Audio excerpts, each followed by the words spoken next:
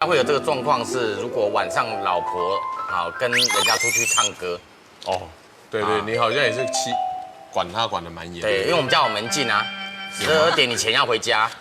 中午他有你有都这样，晚上12点，你也都是这样。你也是啊，我不出门的啊，我就工作完我就回家。你现在在哪里？不是啊，我是说工作啦，工作之余我就回家了。可是那天12点多你还在海产店，那是什么意思？对，那我老婆也在啊，有报备。对，那是我们一起的。老婆也在可以。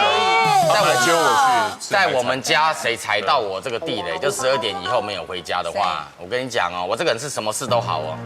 但是如果一旦我老婆12点以前没有回家，那绝对都是家里面的大风暴。哇！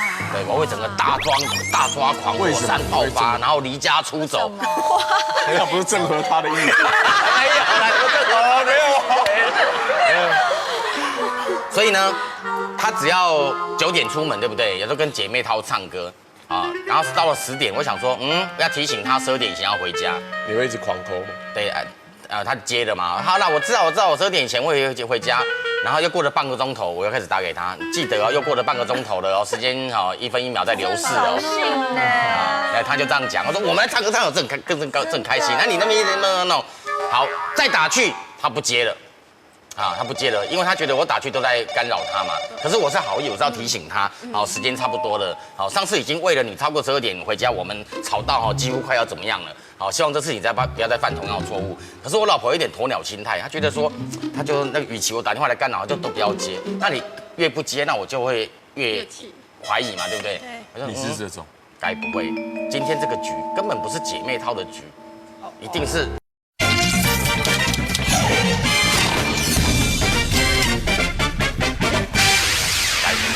今天这个局根本不是姐妹淘的局，一定是有男人。然后你知道，不要说女人联想力强，男生联想力也很强哦。你就开始在想，是不是 A 片看多了，所以产生这种幻觉？不是，因为社会案件、社会事件这种也很多嘛。说该不会刚刚一群男人就进来哦，男人还没花做，然后他们现在已经在那边喝交杯酒了，碰到就不行。对，一定的，一定会。我没有啦，我就越想越不是味道。这电话呢就毛起来，一直打。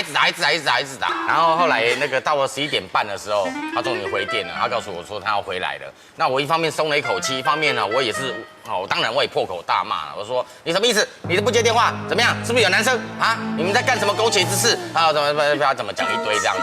搞到后来他得要怎么样证明他的清白，你知道吗？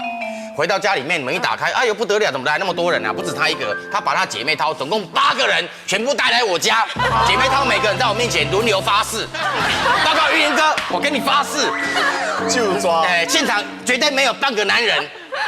你是不是想到有8个妹真好？没有，我是很严厉，我是坐在椅子上面这样子哦，好像老爷是丫鬟。8个妞到你家。他这个讲完说下一个没讲你也发誓。然后他讲完以后说，说实话再讲。然后我说运哥真的没有男人再讲。他说有是我男朋友，然后我男朋友没有上来，我男朋友在下面等我，他不敢上来。够了，还有啦，